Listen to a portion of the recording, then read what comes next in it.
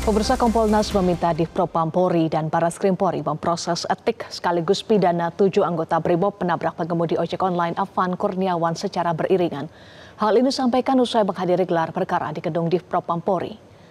Komisioner Kompolnas Muhammad Khairul Anam mengatakan hasil gelar perkara disimpulkan bahwa terdapat pelanggaran kode etik profesi Polri dan pidana. Terkait pelanggaran etik akan disidang etik oleh Divpropam Polri dengan sanksi pemecatan. Sedangkan pemidanaan akan diproses oleh Barreskrim Polri. Menurut Anam, langkah ini menjawab tuntutan keluarga almarhum Afan yang disampaikan langsung kepada Kompolnas dan Kapolri Jenderal Polisi Listio Sigit Prabowo.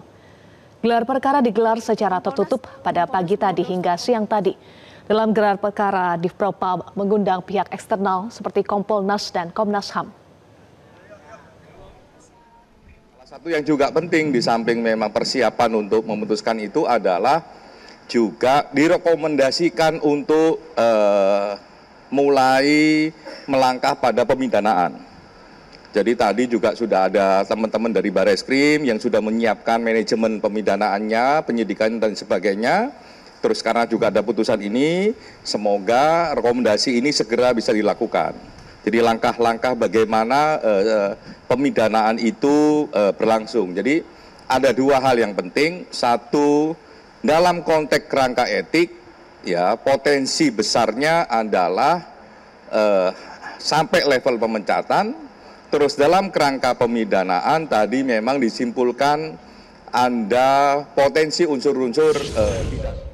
7 anggota Brimob yang terlibat kasus tewasnya pengemudi ojek online Afan Kurniawan dijatuhi sanksi demosi hingga pemecatan atau pemberhentian tidak dengan hormat PTDH. Afan meninggal akibat dilindas mobil rantis Brimob saat mengantar pesanan di tengah aksi demonstrasi.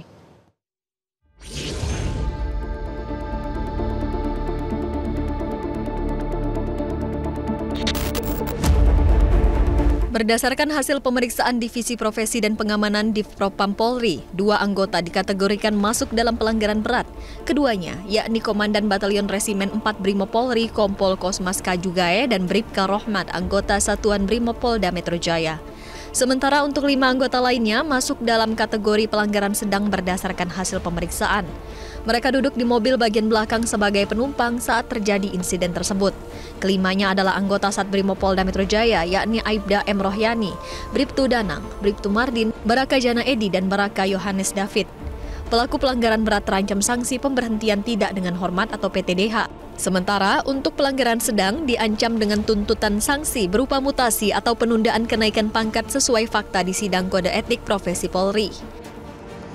Untuk kategori pelanggaran berat dapat dituntut dan dapat dituntut ancamannya adalah pemberhentian tidak dengan hormat (PTDH).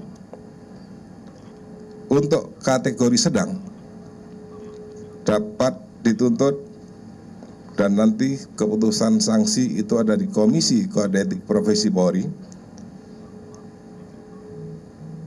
Macamnya adalah sanksinya patsus atau mutasi demosi atau penundaan pangkat dan penundaan pendidikan. Dan itu semua nanti akan berdasarkan fakta-fakta di sidang Kode Etik Profesi Polri.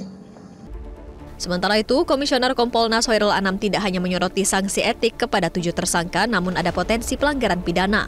Hal itu dinilai sangat penting untuk memenuhi rasa keadilan bagi keluarga Afan maupun bagi internal Polri sendiri sebagai pendekatan humanis. Kompolnas berjanji akan mengawal kasus ini hingga persidangan. Apakah ini cukup dengan sanksi etik? Saya kira memang ada problem pidana. Ya, sehingga tidak hanya soal sanksi etik tapi juga soal pemidanaannya. Jadi ini penting untuk kita semua agar memang seperti permintaan keluarga ini rasa keadilan bagi keluarga korban, namun demikian juga penting bagi internal kepolisian untuk lebih humanis pendekatannya, untuk lebih persuasif pendekatannya. Itu yang paling penting sebenarnya. Nah, kami akan kawal itu sesuai dengan permintaan keluarga korban, sesuai dengan permintaan komunitas ojol yang waktu kami di RSCM juga nemuin kami.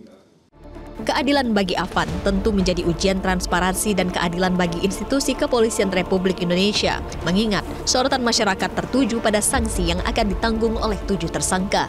Tim Liputan Metro TV. Pemirsa, 7 anggota Brimob yang menabrak Afan Kurniawan dengan kendaraan taktis terancam hukuman berlapis. Selain akan dikenakan sanksi etik hingga pemecatan dengan tidak hormat, mereka juga terancam hukuman pidana. Lantas jerat pidana apa yang akan dikenakan kepada 7 anggota Brimob yang diduga menabrak Afan Kurniawan? Sudah bersama kami pakar hukum pidana sekaligus mantan hakim Asep Iwan Iriawan. Selamat malam, Kang Asep. Selamat malam, Bapak. Ya, Kang Asep, hasil gelar perkara menyimpulkan adanya dugaan tindak pidana. Apakah karena ditemukannya unsur kelalaian atau kesengajaan, Kang Asep? Ya, kalau orang meninggal itu di KUHP diatur bisa karena penganiayaan, bisa karena pembunuhan, atau karena lalu lintas. Kalau pembunuhan nggak mungkin kelalaian ya, tapi karena kesengajaan ya, jadi willing and wanton. Tapi kalau lalu lintas bisa karena kelalaiannya menyebabkan meninggal luka berat ya. Nah, penganiayaan jelas bukan kelalaian gitu kan. Jadi kalau penganiayaan maupun pembunuhan pasal KUHP tidak karena kelalaian ya, itu karena kesengajaan ya. Kelalaian itu aja diatur diantaranya di Undang-Undang Lalu Lintas karena kelalaian menyebabkan meninggal luka berat. Jadi kita lihat perkembangannya apakah nanti dikenakan pasal mana yang akan dikenakan kepada mereka. Kalau melihat konstruksi kasus ini, menurut Kang Asep bisa menggunakan pasal apa? Kelalaian atau kesengajaan? Dengan ancaman yang lebih berat tentu kesengajaan. Ya, kalau saya karena ini dia menjalankan kendaraan, situasi sedang begitu dan sedang dan sempat kita di media ya sempat berhenti gitu kan. Kan ketika berhenti harusnya berhenti gitu kan. Apapun alasannya karena takut massa beringas dan sebagainya. Nah, karena patut diduga gitu kan bahwa dengan kendaraan rantis tadi kan harusnya lebih hati-hati karena menyangkut situasi yang demikian. Kalau situasi yang demikian bukan karena kelalaian, itu jelas kesengajaan. Baik, apakah yang akan terancam pidana semua anggota yang berada dalam mobil tersebut, 7 orang, atau justru hanya yang punya pangkat tertinggi, Kang Asep? Ya, yang pertama yang menyebabkan kematian itu kan kalau mobil pasti ada pengemudinya kan. Nah, satu pengemudi yang mengendarai kendaraan. Kedua, karena ini menyangkut institusi yang punya kesatuan komando, ya harus dilihat. Itu kan ada komandonya. Kenapa menjalankan demikian? Atau apakah nanti diperiksa mengingatkan, diingatkan, atau situasinya gimana? Kemudian juga di pidana itu dikenal turut serta membantu gitu kan, aktor intelektual ya. Nah, apakah ada turut serta atau tidak, ataukah membantu atau tidak. Sudah itu harus diperiksa dengan alat-alat bukti gitu kan, kecepatannya, situasinya, ketika ngendarin kendaraan. Nah, itu harus dibuka satu sama lain karena satu sama lain akan bersaksi kan. Apakah misalkan gini, kendaraannya tergesa-gesa, terburu-buru, bahkan kencang situasi demikian. Mungkin di belakang sudah mengingatkan, atau yang belakang malah ayo cepat. Nah, itu juga kan harus dilihat. Kalau hukum itu kan bicara fakta di mana diuji satu sama lain, keterangan saksi itu harus saling berkaitan, harus saling berhubungan, harus saling bersesuaian. Nah yang mengendarai itu kan di dalamnya ada 7, ya misalkan komandan yang mengemudikan dan ada penumpang lain. Nah itu harus dites semuanya, dicek ya. Harus dicek tergantung pada peran siapa berbuat apa ya, Kang Asep. Oke, terkait dengan situasi saat kejadian, klaim dari pengemudi seolah menyatakan mereka tidak punya pilihan, Kang Asep. Apakah itu bisa jadi sebuah pembenaran? Ya, dalam hukum pidana dikenal alasan peringan, alasan pemberat, alasan pemaaf. Kalau alasannya misalkan situasi itu begitu, itu bukan alasan peringan, alasan pemaaf ya. Nah, apalagi yang bersangkutan sekarang penegak hukum kan, bisa dilakukan ketika situasi demikian kan, pertanyaannya ya. Nah, situasi demikian posisinya dia di mana, kok arahnya kemana, itu kan bisa ditelusuri gitu kan. Nah, kalau misalkan kecuali misalkan kita di gang buntu, ngendarin motor misalkan, nggak bisa kemana lagi kan, situasinya mentok gitu. Nah, itu bisa dimaklumi. Tapi kalau alasannya jalan situasinya, sebelumnya posisinya di mana, itu harus ditelusuri lebih lanjut oleh penyidik. Termasuk juga tentu SOP pengendalian massa ya, Kang Asep. Ini harus ditelusuri bagaimana terkait dengan SOP pengendalian massa yang dilakukan saat itu. Apalagi ini kendaraan rantis kan, rantis itu ada SOP-nya ketat kan. Tadi saya katakan posisi diam di mana, arah kemana, mengendari kendaraannya gimana, itu ada ketentuannya. Apalagi dalam situasi demonstrasi demikian gitu kan. Tadi di awal dari mulai posisinya di mana, sedang kemana, arah di mana, jalan di mana, itu jelas di SOP-nya dirinci itu di aturan bagaimana mengendalikan kendaraan rantis demikian. Nah posisinya kan rantis itu kan sangat kuat sekali gitu kan dan berbahaya sekali kalau kena orang. Nah maka saya bilang tadi pertanyaannya ketika itu mobil itu posisinya di mana, arahnya kemana, sedang apa.